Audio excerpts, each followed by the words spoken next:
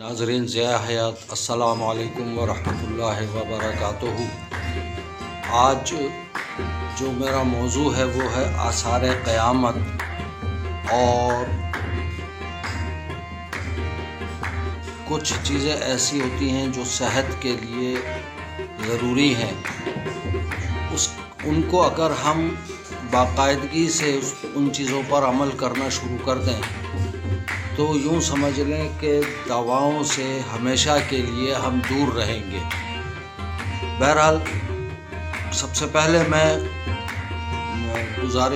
کوشش کروں گا کہ آثار قیامت کے حوالے سے کچھ آپ کی خدمت میں عرض کروں۔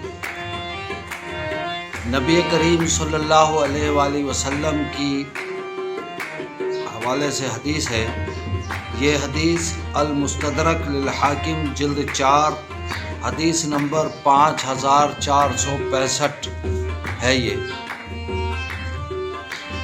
نبی کریم صلی اللہ علیہ وآلہ وسلم نے فرمایا کہ جب قیامت قریب ہوگی تو ریشمی لباس کی کثرت ہوگی، اور ہم آج کل یہ چیزیں بہت زیادہ عام طور پر ہم دیکھ رہے ہیں کہ ریشمی لباس خواتین تو اپنی جگہ لیکن مرد بھی پہننے میں کوئی عار نہیں سمجھ رہے۔ دوسری چیز، تجارت بہت زیادہ بڑھ جائے گی، یہ بھی ہماری آنکھوں کے سامنے ہو رہا ہے۔ مال و دولت میں بہت زیادہ اضافہ ہوگا۔ یہ نہ سوچے کہ ہم غریب ہیں یا ہمارے پاس پیسے نہیں، لیکن ایسا نہیں ہے۔ ہم یہ دیکھ رہے ہیں کہ مال و دولت میں اس قدر اضافہ ہے اور ریاکاری ہے کہ جب شادی بیاہ جب ہوتا ہے تو وہاں پر آپ دیکھا کریں کہ کس قسم کی مال و دولت لوگوں کی جیبوں سے نکلتا ہے۔ دولت مند اپنی دولت پر فخر کرے گا، یہ بھی ہم دیکھ رہے ہیں۔ گناہ جو ہے وہ عام ہو جائیں گے، اور بچوں کی حکومتیں ہوں گی، عورتیں بڑھ جائیں گی، بادشاہ ظالم ہوں گے، ناپ تول میں کمی کی جائے گی، بڑوں کا احترام تقریباً ختم ہو جائے گا۔ نبی کریم صلی اللہ علیہ وآلہ وسلم نے یہ بات بھی فرمائی کہ آدمی کسی کتے یا شیر کا بچہ پالنے کو اپنی اولاد کو پالنے سے بہتر سمجھے گا۔ چھوٹوں پر رحم نہیں کیا جائے گا، ناجائز بچے زیادہ ہوں گے کہ آدمی سڑک کنارے سرعام زنا کرے گا، اور کوئی شریف شخص اسے دیکھے گا تو یعنی اس کی غیرت صرف اتنی سی ہوگی کہ وہ شخص کہے گا کہ تم سڑک سے ہٹ کر یہ کام نہیں کر سکتے تھے۔ لوگوں کے دل بھیڑیے کی طرح ہوں گے، اور اوپر لباس بھیڑ کی طرح شریفانہ رکھا جائے گا۔ یہ لوگ بہت زیادہ دھوکہ دینے والے لوگ ہوں گے، جو کہ لباس کے اعتبار سے بہت شریف نظر آئیں گے، لیکن ہوں گے وہ بھیڑیے کے، یعنی فطرت کے لحاظ سے وہ بھیڑیے ہوں گے۔ اب ہم دیکھتے ہیں کہ بعض نوجوانوں میں، بچوں میں یا بڑوں میں بھی بہت زیادہ اس قسم کی بیماریاں ہم دیکھ رہے ہیں کہ عام ہو چکی ہیں، کہ بہت معمولی سی بات کے اوپر بخار، تھکاوٹ، درد، تکلیف اور مختلف قسم کے لوگوں کو امراض نے گھیرا ہوا ہے۔ ہم چھوٹی عمر میں اپنے بڑوں سے یہ سنتے آئے تھے اور سنتے تھے، اور اب بھی سنتے ہیں بعض جگہوں پہ، کہ رات دیر تک جاگنا جو ہے یہ بیماری کا سبب ہوتا ہے۔ جبکہ آپ دیکھ لیجئے کہ جب سے موبائل کی بیماری خاص کر ہمارے ملک میں عام ہوئی ہے، تو ہم رات کو دیر گئے تک جو ہے وہ موبائل کا استعمال کرتے ہیں، مختلف ایپس یوز کرتے ہیں، مختلف چیزیں اس پہ دیکھتے ہیں۔ یا دوستوں میں رات 2-3 بجے تک بیٹھے رہتے ہیں اور بلا وجہ کی گپے شپے کرتے ہیں. نہ ہم گھر میں اس وجہ سے بچوں کو ٹائم دے پاتے ہیں، نہ اپنے گھر پہ توجہ دے پاتے ہیں، نہ گھر کے مسائل سن پاتے ہیں، اور پھر 3 بجے تک آ کے پھر سو جاتے ہیں. پھر فجر کی نماز یا دیگر معاملات جو ہیں وہ ہمارے گم ہو جاتے ہیں، گول ہو جاتے ہیں. اور اس وجہ سے پھر ہم نے بڑوں سے یہ بھی سنا کہ پھر صبح دیر تک سونا جو ہے وہ بھی نحوست کا باعث. تو آپ دیکھ لیجئے کہ آج کل کم از کم ہم لوگ بہت زیادہ تاخیر سے اٹھنے کے عادی ہو گئے ہیں. صبح 9-10 بجے اگر ہم باہر نکلتے ہیں تو ایسا معلوم ہوتا ہے کہ بالکل سناٹا، کرفیو لگا ہوا ہے، ہر گھر میں خاموشی سننے کو ملتی ہے. پھر موزے پہن کر بہت سے لوگ سردیوں میں سوتے ہیں. سردی سے بچنے کے لیے یہ بھی بیماری کے آنے کی علامت ہے.